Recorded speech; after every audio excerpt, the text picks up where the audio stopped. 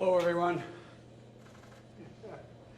Well, welcome, Mr. President. We are so excited that you're joining today to meet with your President's Council of Advisors on Science and Technology. I know how passionate you are about science and technology because it's like one of the most powerful drivers of progress for the lives of all Americans. From health to new industries with good jobs to our climate and environment to national security and so much more. And so I gotta say, it is no surprise to me that you chose to mark today the 1-year anniversary of your being inaugurated as President of the United States to come sit down with your scientists, your PCAS, and talk about future possibilities for the country. So your PCAS has been very busy. We're gonna tell you about some projects that have been going on. There's a lot more we won't have time to tell you about, but we are tremendously excited you're here, especially on this anniversary. So, Mr. President, I'm going to turn it over to you. Thank you so much. Well, thank you, Eric. As you know, that when I was running for this office this time, I would talk about PCAST, and people would look at me like, what in the hell is he talking about? And then I'd explain what I meant. And it wasn't particularly active in the last 4 years, but science is back, back in vogue. And I want to welcome everyone here today with me in the President's Council on Advisors on Science and Technology, so-called PCAST.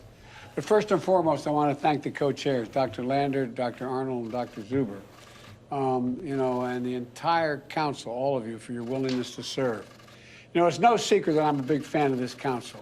I would say parenthetically, I used to, when we were in the Obama administration, we'd have our meetings at PCAST, and we'd be down in the library, and we'd make the presentation. I'd say, can I stick around and ask a few questions? And 3 hours later, they'd be pulling me out because I had so many questions. But, you know, I often say that America can be defined, and I mean this sincerely. I was on a Tibetan plateau with, I think that's where it was, with President Xi of China. And absolutely true story. And we had been traveling, I traveled 17,000 miles with him here in the United States and then in China. And the president wanted me to get to know him because we knew he would be the next president. And President Hu was then president. But it wasn't appropriate for the President of the United States to be spending all that time with the Vice President, so I spent a lot of time with him. And we had a lot of conversations. I think, I don't know that's true, but I'm told I've spent more time with him in person and on the telephone than any other world leader. And we'd have these conversations. I'd have an interpreter and he'd have one, simultaneous interpreting. And we'd talk and we'd have all these meetings. And as I said, we were sitting there and he said, looked at me, he said, can you define America for me? And I said, yes, one word, possibilities.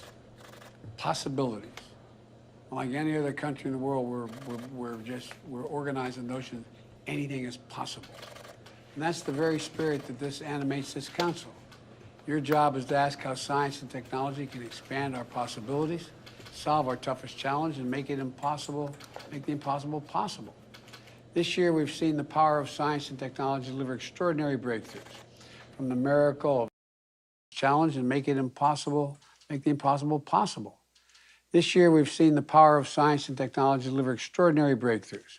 From the miracle of safe and effective COVID vaccines and treatments to game-changing clean energy technologies helping us meet the climate crisis, although we have a long way to go, while creating new jobs and new industries.